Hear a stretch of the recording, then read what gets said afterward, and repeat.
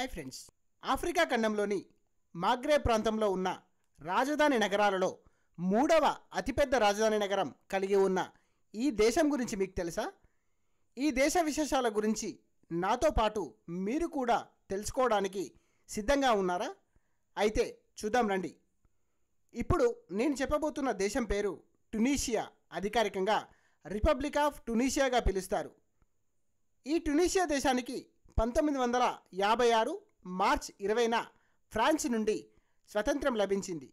ప్రతి సంవత్సరం మార్చి 20న స్వతంత్ర దినోత్సవం జరుపుకుంటారు.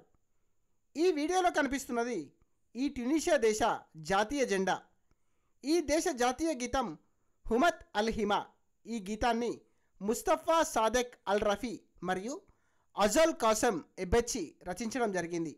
ఈ గీతానికి అబ్దుల్ వాహెబ్ సంగీతాన్ని అందించారు.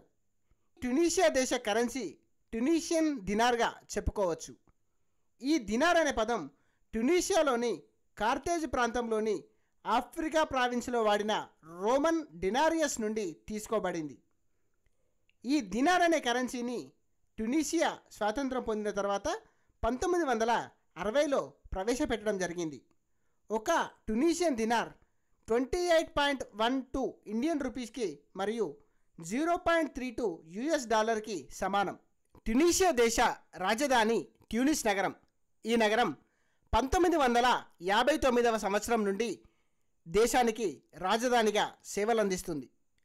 ఈ నగరాన్ని గ్రేట్ మెట్రోపాలిటన్ సిటీగా మరియు గ్రాండ్ ట్యూనిస్గా కూడా పిలుస్తారు. దేశానికి ఈశాన్య తీరంలో ఉన్న ఈ నగరం కార్తేజ్ పురావస్తు కట్టడాలను మరియు శిల్పాలను కలిగి ఉంది. అంతేకాకుండా మాగ్రేబ్ ప్రాంతంలో ఉన్న రాజధాని నగరాలైన అల్జీర్స్ మరియు కాసాబ్లాంకాల తర్వాత మూడవ అతిపెద్ద నగరం మరియు అరబ్ దేశాలలో 11వ అతిపెద్ద నగరం ఈ ట్యూనిస్. ఈ ట్యునీషియా దేశం పశ్చిమాన మరియు నైరుతిలో అల్జీరియాతో దాదాపుగా 1034 చదరపు కిలోమీటర్లు, ఆగ్నేయంలో లిబియాతో దాదాపుగా 461 చదరపు కిలోమీటర్లు, ఉత్తరాన మరియు తూర్పున మధ్యధరా సముద్రంతో దాదాపుగా 1148 చదరపు కిలోమీటర్ల సరిహద్దులను కలిగి ఉంది. ఇవి కాకుండా ఇటలీ దేశ ద్వీపాలైన సిసిలీ, సార్డానియా మరియు మాల్టా ద్వీపాల ద్వారా సముద్ర సరిహద్దులను ఈ ట్యునీషియా పంచుకుంటుంది. ఈ ట్యునీషియా దేశ మొత్తం విస్తీర్ణం దాదాపుగా 163,610 చదరపు కిలోమీటర్లు. అట్లాస్ పర్వతాల తూర్పు చివరి ప్రాంతం మరియు సహారా ఎడారి ఉత్తర ప్రాంతాలు ఈ ట్యునీషియాలో భాగాలుగా ఉన్నాయి. ట్యునీషియా దేశానికి అధికారికంగా జాతీయ జంతువు లేకపోయినప్పటికీ ఒకే మూపురం కలిగి ఉన్న డ్రొమెడరీ ఒంటెను జాతీయ జంతువుగా భావిస్తారు. ఈ ఒంటెకు ఉన్న మరొక పేరు అరేబియన్ ఒంటె. సాధారణంగా ఒంటెలు 2 మూపురాలు కలిగి ఉంటాయి, కానీ ఈ డ్రొమెడరీ ఒంటె ఒకే మూపురం కలిగి ఉండటం దీని ప్రత్యేకత. అంతేకాకుండా ట్యునీషియా దేశ చరిత్ర మరియు సంస్కృతిలో ఈ ఒంటెలు ప్రధాన పాత్రను పోషించాయి కనుక ఈ ఒంటెను దేశంలో సాంప్రదాయ చిహ్నంగా భావిస్తారు. వీటిని వాణిజ్యం, రవాణా, ఆహారాలకు ముఖ్య వనరుగా ఉపయోగించారు.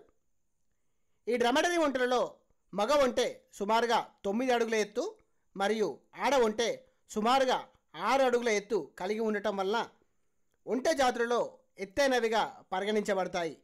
ఈ ఒంటెల సగటు జీవితకాలం దాదాపుగా 40 నుండి 50 సంవత్సరాలు. ప్రపంచంలోని ఒంటెల జనాభాలో దాదాపుగా 94% ఈ డ్రొమెడరీ ఒంటెలు ఉన్నాయని అంచనా. ట్యునీషియా దేశ మొత్తం జనాభా దాదాపుగా 1,20,48,847గా ఉండగా పురుషుల సంఖ్య దాదాపుగా 59,72,242 మరియు స్త్రీల సంఖ్య 60,76,605గా అంచనా వేయబడింది. దేశంలోని జనాభా సగటు వయసు 34.4 ఇయర్స్గా ఉంటే పురుషుల సగటు వయసు 33.6 ఇయర్స్, స్త్రీల సగటు వయసు 35 ఇయర్స్. జననాల రేటు ప్రతి 1000 మంది జనాభాలో 13.5గా ఉంటే మరణాల రేటు ప్రతి 1000 మందిలో 6.4గా ఉంది.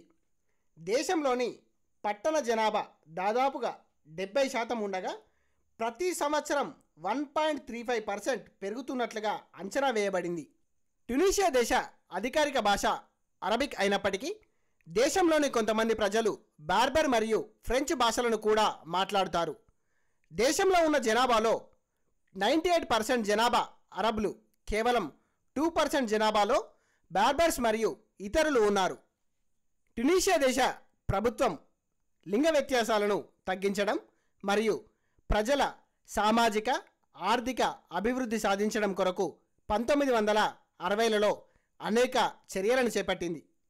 ఇందులో భాగంగా జనాభాని నియంత్రించడం కొరకు కుటుంబ నియంత్రణ కార్యక్రమాన్ని చేపట్టిన మొట్టమొదటి ఆఫ్రికన్ దేశం ఈ ట్యునీషియాగా చెప్పుకోవచ్చు. అంతేకాకుండా బాల్య వివాహాలను నిర్మూలించడానికి వివాహ వయస్సు పెంచి చట్టబద్ధతను తీసుకురావడం ద్వారా సంతానోత్పత్తి రేటును 1960లలో ఉన్న ఒక్క మహిళకి 7 మంది పిల్లల నుండి ప్రస్తుతం 2 పిల్లలకు వేగంగా తగ్గించడం జరిగింది. ప్రస్తుతం ట్యునీషియాలో అధికంగా ఉన్న కార్మిక జనాభా, మహిళల జనాభా పెరుగుదల, ఉద్యోగాల కల్పన, విద్య మరియు ఆరోగ్య రంగంలో ఉన్న లోపాలు మొదలైనటువంటి సమస్యలను ఎదుర్కొంటోంది. 1960లో ట్యునీషియాలో దిగజారిపోయిన ఆర్థిక వ్యవస్థ కారణంగా ట్యునీషియా ప్రజలు వలసవాదులుగా మారవలసి వచ్చింది. ఈ దేశ ప్రజల వలసలు నిర్మాణ రంగం మరియు ఇతర రంగాల్లో కార్మికులుగా యూరప్ దేశాలకు వెళ్ళారు.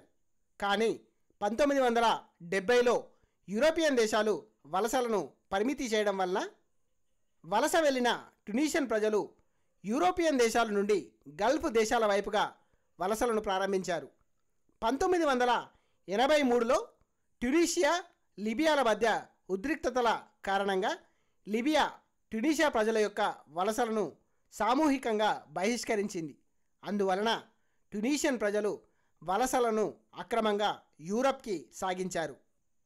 ట్యునీషియా మొదటిసారిగా 1966లో చమురు ఉత్పత్తిని ప్రారంభించింది. ట్యునీషియా, అల్జీరియా సరిహద్దులో ఉన్న ఎల్బోర్మాలో మొదటిసారిగా 1964లో చమురు నిల్వలను కనుగొన్నారు. దేశ ప్రధాన చమురు ఉత్పత్తి క్షేత్రం కూడా ఎల్బోర్మానే. ఈ దేశం సుమారుగా రోజుకి 35,000 బ్యారెల్స్ ముడి చమురును ఉత్పత్తి చేస్తుంది. దేశంలోని మొత్తం విద్యుత్ ఉత్పత్తి సామర్థ్యంలో 96% శిలాజ ఇంధనాల ద్వారా ఉత్పత్తి చేయబడుతుంది. సౌరశక్తి, పవన విద్యుత్ మరియు జల విద్యుత్ల ద్వారా సుమారుగా 4% విద్యుత్తును ఉత్పత్తి చేయబడుతుంది. ప్రభుత్వ రంగ సంస్థ అయిన STEG, society Tunisian DL electricity ఎట్ డు గాజ్ ద్వారా విద్యుత్ రంగం నిర్వహించబడుతుంది. ట్యునీషియాలో ఉన్న సహారా ఎడారి మరియు అట్లాస్ పర్వతాలు కాకుండా మిగిలి ఉన్న భూభాగంలో ఎక్కువ భాగం వ్యవసాయానికి అనుకూలంగా ఉన్న భూభాగం అయినప్పటికీ వ్యవసాయ రంగం అనేక సవాళ్లను ఎదుర్కొంటుంది. ట్యునీషియా దేశ జీడిపిలో వ్యవసాయ రంగం సుమారుగా 11-13% వాటాను కలిగి ఉంది. ఈ దేశంలో ఉన్న శ్రామిక శక్తిలో దాదాపుగా 15% వ్యవసాయ రంగంపై ఆధారపడి పనిచేస్తున్నారు. ట్యునీషియా దేశ వ్యవసాయ ఎగుమతుల్లో ప్రధానమైనవి ఆలివ్ ఆయిల్, సిట్రస్ ఫ్రూట్స్ మరియు ఖర్జూరాలు. ప్రపంచంలోనే ఆలివ్ సాగు చేసే దేశాల్లో ట్యునీషియా కూడా ఒక ప్రధానమైన దేశం. ఇవే కాకుండా కూరగాయలు, బ్రాడ్ బీన్స్, ఉల్లిపాయలు, బంగాళాదుంపలు, టమోటాలు మరియు మిరియాలను ఈ దేశం ఎక్కువగా పండిస్తుంది. ట్యునీషియా దేశంలో దక్షిణాన ఉన్న సహారా ఎడారిలో మత్ మాతా అనే ప్రాంతంలోని ప్రజలు భూగర్భ ఇళ్లలో నివసిస్తున్నారు. ఈ భూగర్భ ఇళ్లను ట్రోగ్లోడైట్ అంటారు. ఎడారిలో ఉన్న వేడిని తట్టుకోవడానికి ఈ రకమైన ఇళ్ళు సహాయపడతాయి. 1969వ సంవత్సరంలో 22 రోజుల పాటు కొనసాగిన తీవ్ర వర్షాల కారణంగా ఈ ట్రోగ్లోడైట్ ఇల్లు మునిగిపోయి చాలా వరకు కూలిపోవడం జరిగింది. అయినప్పటికీ కొంతమంది బార్బర్ ప్రజలు ఇప్పటికీ కూడా ఈ భూగర్భ ఇళ్లలో జీవనాన్ని సాగిస్తున్నారు. ఇవే కాకుండా ఈ ట్యునీషియా యునెస్కో గుర్తింపు పొందిన అనేక పురావస్తు పర్యాటక ప్రాంతాలను కలిగి ఉంది. వాటి గురించి పూర్తి వివరాలను ట్యునీషియా పార్ట్ 2 వీడియోలో తెలుసుకుందాం. ఈ వీడియో కనుక మీకు నచ్చినట్లయితే లైక్ చేయండి, షేర్ చేయండి.